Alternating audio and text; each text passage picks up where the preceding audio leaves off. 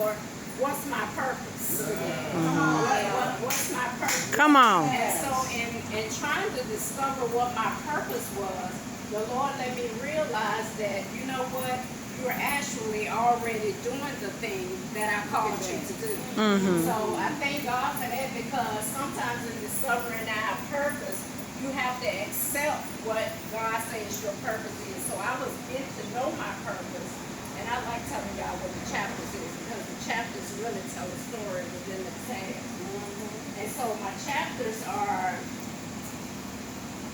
I can find it here, getting to know your purpose, and then accepting your purpose.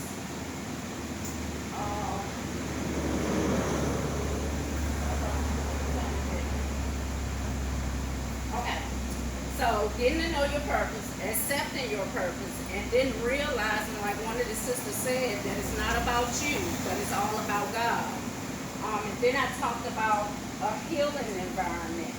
And what a healing environment is the Lord was letting me know that everybody in this room, not everybody in the room in the book, but everybody in this room have your own initiative. You can use your own initiatives and your own purpose and everything to do God's kingdom work. Yeah. Okay? And I know some of y'all looking at me like, what is she talking about? You So then the Lord said that I was called and qualified. And then he said, you know what? Chew on this. So I'm going to read chew on this to you all. It says, it is not meant for everyone to go with you as you go forth to what God has called you to do. I will share with you that this journey has been one of complete excitement, joy, and at times a little overwhelming, to say the least. It has been overwhelming with the respect that this is a road that I have never traveled. To see God put things together, even to the point of connecting me to the right sources and resources, has been nothing short of amazing.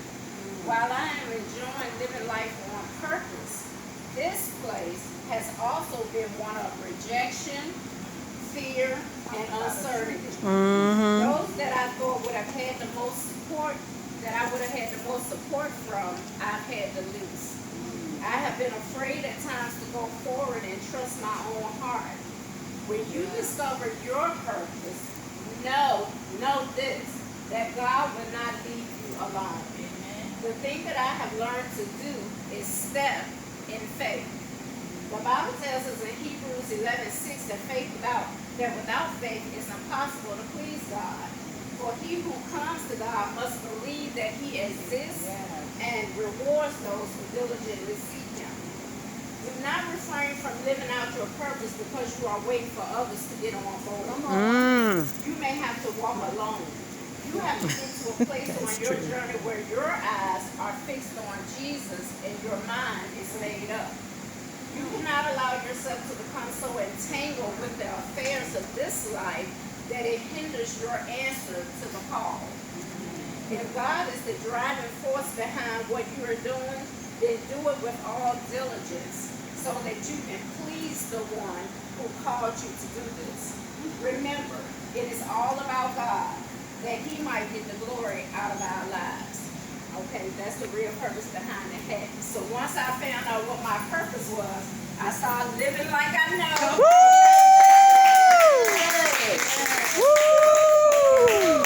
I started living like I know, and living like you know is just saying embracing your freedom in Christ. So remember, at first I didn't think that my faith was working. And then I discovered what my purpose was. Come on. Now that I discovered what my purpose was, I'm living like Come on now. Okay, so Yes. like you know, I'm just talking about getting free and staying free. I'm talking about Christian sense versus common sense. They're not the same. I'm talking about recalling some things that God has said. And then I'm talking about childlike faith, because sometimes you got to go to God like a child. Okay, and then I did a recap on live like you know, and then living life on purpose. And once I decided to live like I know, I started stepping, y'all. Step.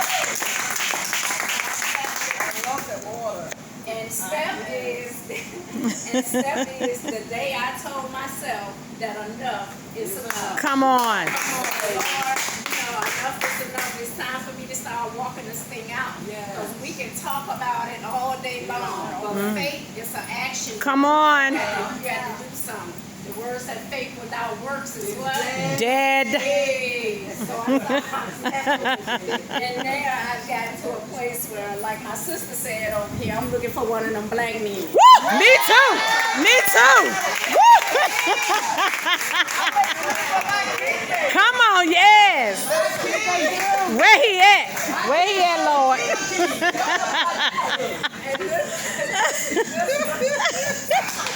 My king served the king of kings. Come on.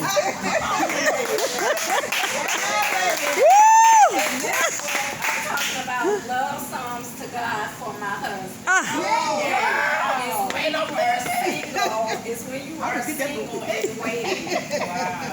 Okay, and what I like about this book is that after all that I've been through, I feel like I'm ready. You ready? Go ahead, girl. Yes. So what's going on in this book is God is showing me some things that I can be doing while I'm waiting. Yes. You know, because one thing about us ladies is we like to tell God what we want from the man. But we never stop to ask God, Lord, what is he asking God for? Come on here. The Lord showed me some things that I can be doing while I'm waiting. Yes. And so I wrote these love songs because I had got to a point in my life where I started to yearn for. I'm like, what? I ain't got time for all that. Too much going on over here. I ain't got time for all that right here. But, you know, I found myself one day yearning for, you know, my husband. And Yes. so I started praying, and I'm like, Lord, what is this? Yes. You know, there's something new. I ain't got time for all that. But anyway, you know, God began to prepare me. You know, so he showed me some things that I can't be doing while I'm waiting. Yes. So, and I felt like chapter 2 said too old for what? Because I was like, I don't have time, I'm too old. You know, I'm at an age, Never that. you know, I don't Never have that. time for all that. So let me read y'all a little bit of it because I know y'all want to know what's in here. Come on. Okay, so I got preparing for my husband, and I'll just read you a little bit of it. I'll read you the dedication. This book is dedicated to all of you queens who, if you are anything like me, have desired a husband for quite some time now. Our reasons for not having one yet may differ, but I hope that I can maybe shed some light on some things that we should be doing while we are waiting. It is also my desire that this book will help you come to terms with some things in your life that you may need to tell goodbye. Yes. To embrace this new life with your husband, you will definitely need to walk away from old flings, Come on. past hurt, a jealous heart, revengeful spirits, and unforgiveness. It's impossible to move forward in faith, in peace, or in love with these negative attachments. If it's your desire to hold on to them, then this book is not for you. God cannot pour new wine into old bottles. God cannot pour new wine into old bottles. So you have to decide now if you are ready for who he is about to send into your life. Stop looking for flaws in a man. You have some. So do. Some of us, they already have missed our husbands looking for the perfect man. He's not out here. If a man is willing to overlook your flaws to love you, then who are you to point out and not accept his because they conflict with you? Girl. If some of us are not going to get over ourselves, we will be by ourselves Woo! for a very long time. Remember, you are why you are single. It is nobody else's fault. I used to say that I am single by choice. That was the biggest lie. The truth was that this lie was my safety net, and it really held me together mentally as I considered what in the world was wrong, the reason why I could not seem to find love and keep it. Yes. At least it made me feel that I was still somehow in control of my life and who I wanted to have in it. Nobody was knocking my door down, ringing my phone, or asking me out on dates. So I was very comfortable walking around looking evil all the time.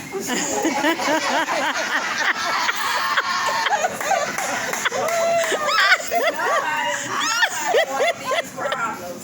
And of course, after being sick and tired of smelling my own self for a while, literally, I decided it was time to wash my attitude and rid myself of all of that. Yes. To rid myself of all of that and all the other filth that was making me go the other way when they saw me. Things about myself. Tell the truth. I know, right? I did not realize how angry I was. Wow. I was mad about everything. I was mad that I was single. I was mad about my own personal battles and struggles in life. And I was mad that it seemed as though I never had the resources available to help me. I was mad that I did not get to cry a lot during this season because I had to be strong and endure. So let me take a moment to finally scream. Yes.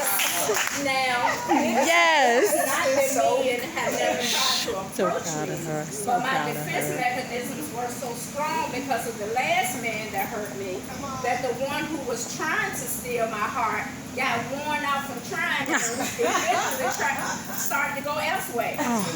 Ladies, look, we must shake loose from our past. We need to go on and accept the fact that love was not meant to happen to us at that particular time, and our singleness is now a direct result of that. The Bible tells us to everything there is a season and a time to every purpose under heaven. We bring these unfortunate situations into our lives when we fail to wait on our proper seasons. Because we want love now, we make a mess of our lives with our wrong choices in men or women and suffer the brokenness as a result.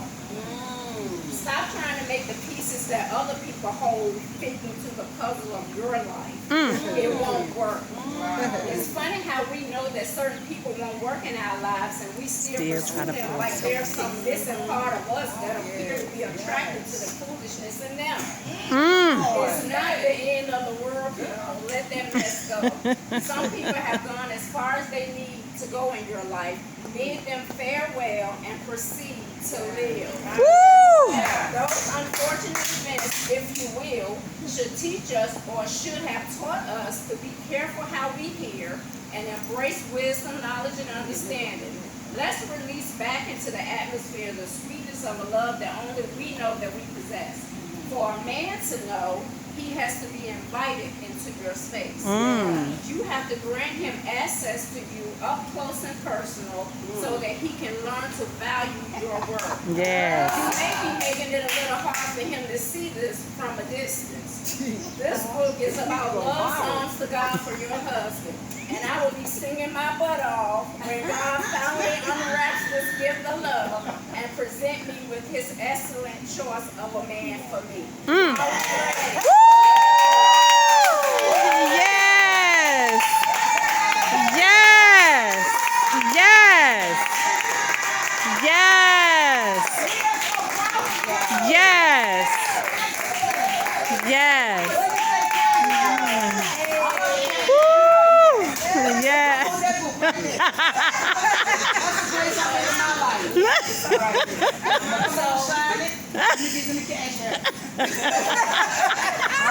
Thank you guys so very much. I'm so excited about the journey that God has taken me on. Like I said, I've come through a lot of brokenness, hurt, pain, a lot of mental things that I've had to go through. One time I just literally thought I was losing my mind because I didn't understand the stretching. Right, I come didn't on. understand what stretching was. You know, so I had to just literally get on my face before the Lord. I didn't understand when he told me to leave my job. Like I said, I work in a correctional facility. I went back to the correctional facility only because I couldn't see how God was sustaining me when I left. But when I left the first time, I left because the Lord told me to leave. I didn't know anything about a book.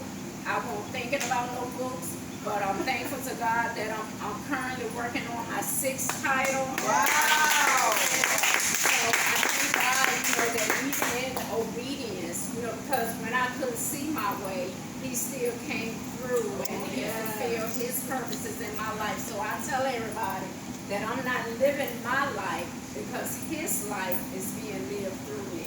Woo! So,